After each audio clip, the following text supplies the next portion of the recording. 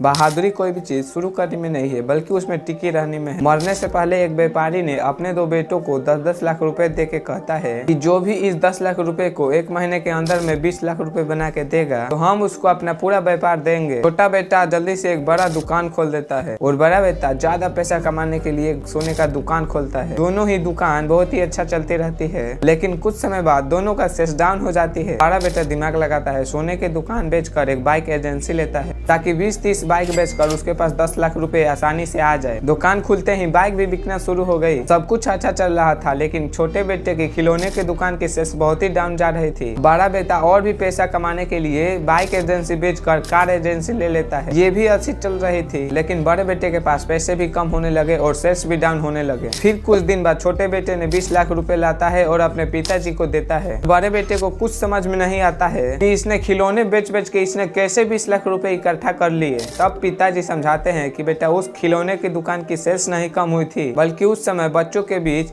ये बात फैलना शुरू हुई थी कि अपने बाजार में एक खिलौने की बड़ी दुकान खुली है। और कुछ दिन बाद उन्हीं बच्चों की वजह से सेल्स आना भी शुरू हुई। इसी पॉइंट को कहते हैं प्लेट्यू, और जो भी इस पॉइंट पे टिका रहा तो ग्रोथ उसी को मिलेगी।